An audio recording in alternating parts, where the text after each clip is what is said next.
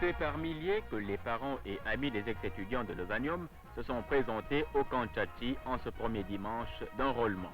Par faveur spéciale du chef de l'État, le lieutenant-général Bosango avec les généraux Bumba et Moké les ont accueillis et invités à une heure de réflexion avec les nouvelles recrues de l'ANC.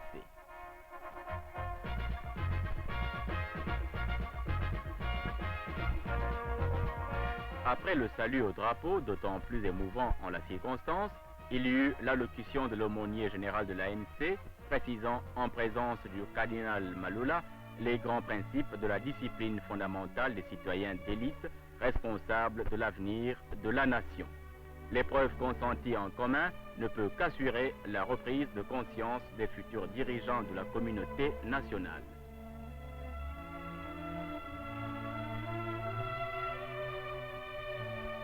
C'est dans cet esprit que la communion fut dispensée par les prêtres étudiants, conscients de leur devoir de guide spirituel, de leurs compagnons d'études.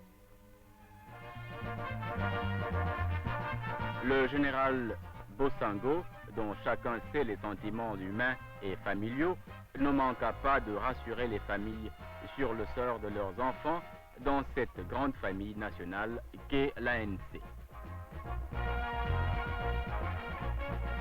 Il ne peut être question de brimade, mais bien au contraire de retour aux sources de l'authenticité congolaise dans cette école du civisme que l'ANC. Ce thème fut développé de même par le général Bumba, commandant du CIP.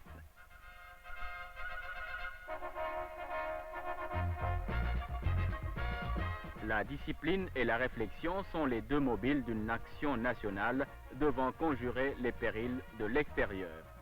Parents et amis des ex-étudiants s'en rendent compte actuellement avec des yeux nouveaux et dans de nouvelles perspectives.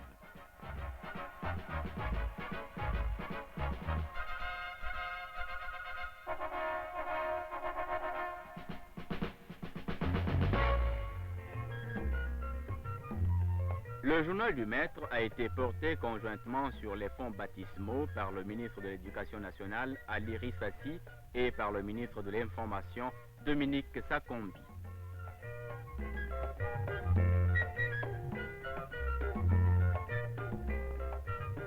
Information, éducation ne sont que les deux termes d'une même mission qui est celle des éducateurs.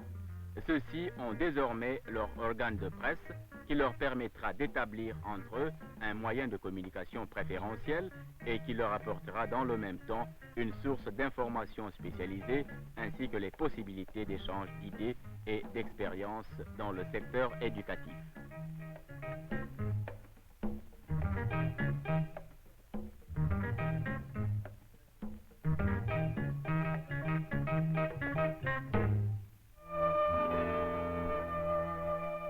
L'Assemblée nationale est en deuil.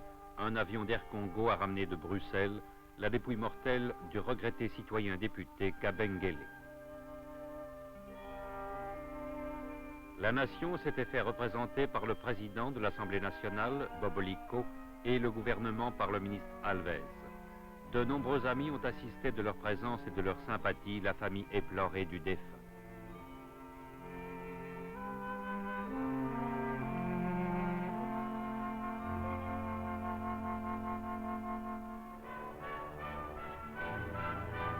Aux annales du Mont Stanley, il est une audience qui ne peut passer inaperçue, celle que le président Mobutu a accordée au secrétaire d'État aux Affaires étrangères de la République populaire du Congo. Pendant une heure et en présence du ministre Cardozo, le chef de l'État s'est entretenu avec le ministre Mopolo de questions intéressant les deux pays riverains du fleuve.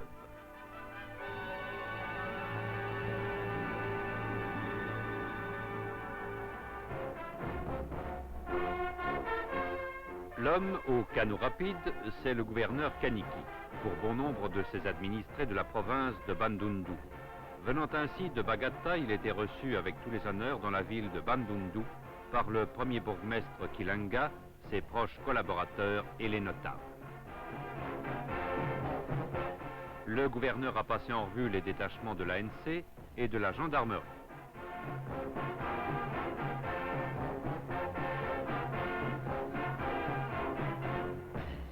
Ainsi que le bourgmestre l'a déclaré, c'est une grande journée que la visite du gouverneur, car elle marque une série d'inaugurations communales.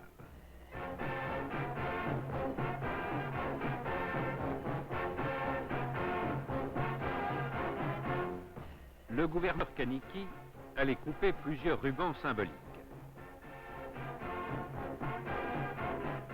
Et d'abord celui de la maison communale de Bassoko.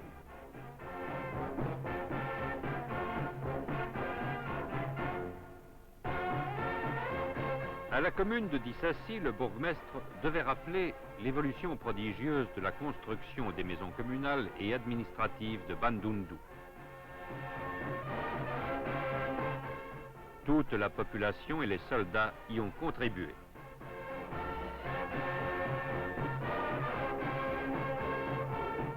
Le gouverneur a coupé le ruban et visité les nouvelles constructions. Même cérémonie à la commune de Mayoyo. La leçon qui se dégage de ces diverses manifestations communales dépasse le cadre même de la ville de Bandundu. L'exemple de la détermination et du travail bénévole accompli par tous les citoyens du chef-lieu de la province de Bandundu peut être cité à l'ordre du jour de la nation. Le gouverneur et le premier bourgmestre peuvent à bon droit en être fiers.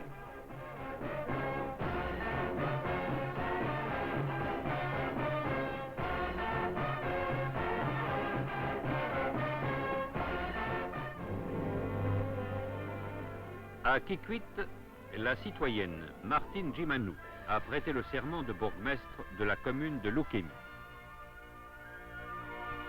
Le gouverneur Kaniki l'a installé officiellement dans ses fonctions dont il a souligné les devoirs. Il a remis les insignes de son rang à la nouvelle femme bourgmestre, en présence du premier bourgmestre Melva, du secrétaire provincial Mouya, de nombreuses personnalités civiles et militaires et d'un grand concours de peuple.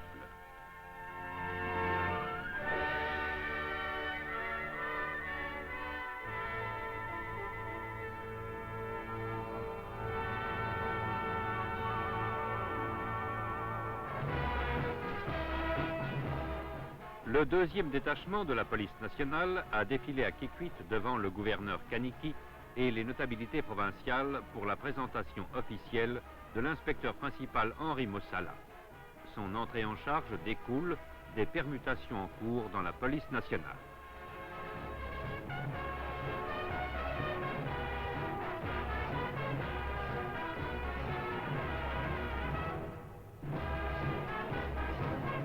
Le gouverneur Kaniki a rappelé le rôle de la police dans la vie nationale pour la protection des citoyens dans le respect de leurs droits et le maintien de la paix dans la région. Le nouvel inspecteur principal s'est engagé à mettre tout en œuvre pour la défense et la protection des bons citoyens.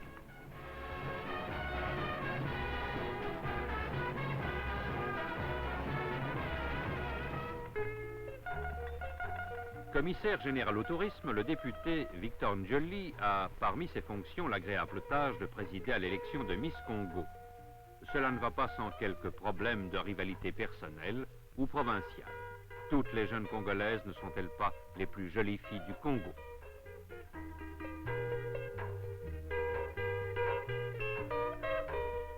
Décréter quelle est la plus belle d'entre elles, c'est l'affaire du jury en son âme et conscience.